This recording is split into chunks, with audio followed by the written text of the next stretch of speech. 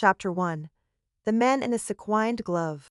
The salt spray and the sticky sweet smell of spun sugar were the twin perfumes of my life. From my cramped ticket booth at the Black Tide Manor, I had a perfect framed view of the Boardwalk's chaotic symphony. The rumble of the wooden roller coaster, the distant screams of joy and terror, the tinny chime of arcade games. It was a soundtrack to my summer, and I loved every second of it. Most people see the boardwalk as a place of fleeting fun. For me, it was home. The manor wasn't just a job. It was a sanctuary of manufactured fright, a place where the monsters were on payroll and the screens were on a schedule. My coworkers, a collection of art school dropouts, goths, and general weirdos like me, were the closest thing I had to a family. We were the carnies, the freaks, the ones who kept the machinery of cheap thrills grinding along. "Slow night," Maya said, leaning her head through the open side of my booth. Her half-shaved hair was dyed the color of a toxic waste spill, and a silver ring in her septum glinted under the flickering neon. "The tide's coming in," I replied, not looking up from my book. "I'll wait slows them down. They're afraid the ocean will swallow them whole if they stay out too late. Or they're all over at Mermaid Mel's watching that guy try to breathe fire again," she snorted. "Heard he singed off an eyebrow last night, again." Smirt, the boardwalk had its own ecosystem of performers. There was Mermaid Mel, a Fidgy-something woman who wore a plastic tail and sang off-key sea shanties. A Anna cyclist who juggled rubber chickens, and, of course, the legend, the ghost of the boardwalk, our own personal cryptid. "At least it's not him," I said. "The bad Michael Jackson." Maya shuddered theatrically. "Don't even joke about that. I swear, if he shows up tonight, I'm quitting." The bad Michael Jackson was a local myth, a bougie man we used to spook the new hires. The story went that a man, impossibly skinny and unsettlingly committed to the role, would sometimes appear on the boardwalk after dark. He didn't dance, he didn't sing. He just stood staring. Sometimes he let out a high-pitched "whoa." That sounded less like an exclamation, and more like the air escaping a punctured tire. Everyone had a friend of a friend who'd seen him, but in my 3 years here, he'd remained firmly in the realm of folklore. "He's just a guy, Maya." "The sad, weird guy," I said, turning a page. "He's a menace," she insisted. "Liam said he saw him last week by the Ferris wheel, and he just glitched, like a bad video game character, just sort of vibrated in place. Liam also thinks hot dogs are a government conspiracy." "My point stands," she said with a grin, before a call from inside the manor pulled her away. "Break's over. Don't get abducted by any washed-up pop stars." I waved her off, settling back into the comfortable quiet of the booth. The flow of tourists had slowed to a trickle. A family arguing over the price of a ticket, a couple of teenagers trying to look tough. Normalcy. I craved it. In a haunted house, the only thing you want when you clock out is boring, predictable reality. That's when I saw him. He wasn't in the line. He was just there, standing by the test your strength game, half hidden in the shadow of its towering frame. At first, he was just a silhouette, but as he shuffled into the light cast by my booth, my blood went cold. He was scrawny, dressed in a nondescript gray hoodie and jeans. But on his right hand was a single, grimy, sequined glove that caught the light with a pathetic sparkle. A cheap, busted wig of black curls sat askew on his head. He was exactly as the legend described, but worse. The stories hadn't done justice to the wrongness of him. He moved toward my booth, his walk a jerky, unnatural shuffle. It wasn't a moonwalk. It was like a marionette with its strings hopelessly tangled, each limb fighting the others for control. My professional cynicism kicked in. Just another weirdo. Handle it. He didn't get in line. He walked right up to the side of the booth, to the thick pane of glass that separated me from the world, and pressed his face against it. My breath hitched in my throat.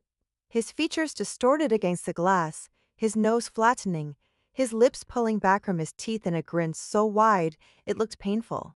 It was a rictus of a smile, a black-painted slash in the pale, doughy face. And his eyes, they weren't eyes. They were pits, dark, flat, and utterly devoid of light or reflection. I was looking at two holes punched through reality. "Hee hee," he breathed, the sound a faint, wet whisper against the glass, fogging it for a moment before clearing. I flinched back in my chair. "Sir, the line is over there. Can I help you?" My voice was tight, my customer service persona cracking at the seams. His grin widened, if that was even possible. He didn't speak. He just tapped a long, pale finger on the glass. Tap, tap, tap.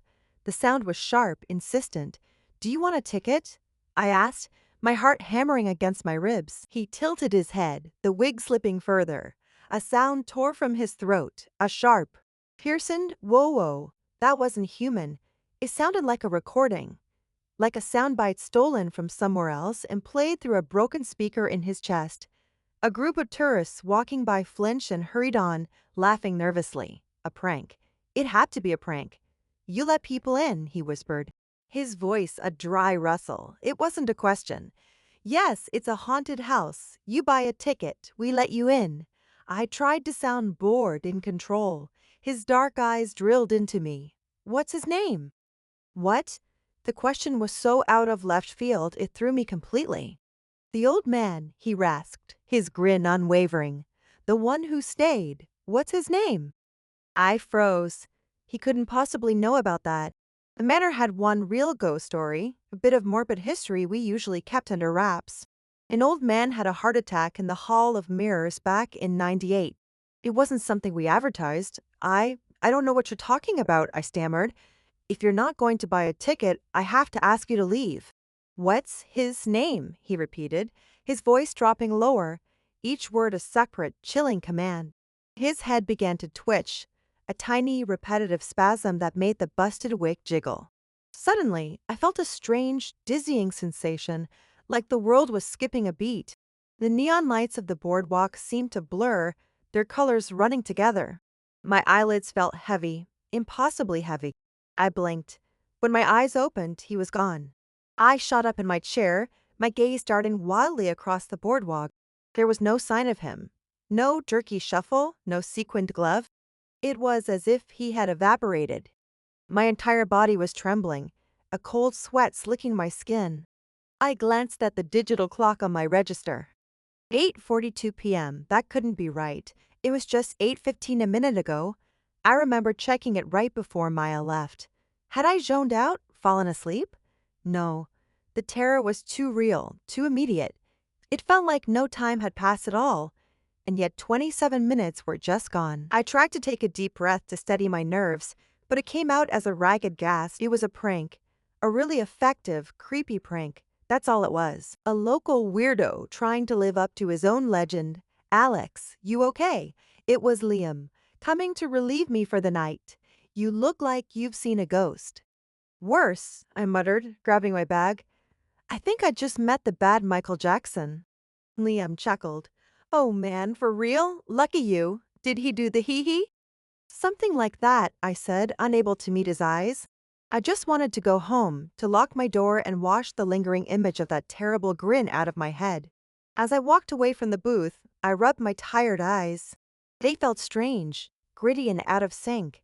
I stopped in front of the funhouse mirrors near the exit, their work surfaces twisting the laughing faces of passersby into grotesque masks. I looked at my own reflection. My face was pale, my eyes wide with a fear I couldn't hide. I blinked, watching my reflection do the same. And then I saw it. I blinked again, slowly, deliberately. My right eye closed and opened perfectly, but my left eye, it lagged. It closed a fraction of a second after the right one and opened just as slowly, as if it were moving through molasses. It was a tiny, almost imperceptible delay, a flutter of disharmony in a movement that had been automatic my entire life. Right, left, opened, open. It was wrong. It was broken. He had been there for minutes, maybe longer.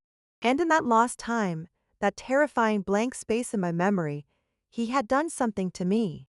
He had left his mark, a tiny, rhythmic glitch in the machine of my own body.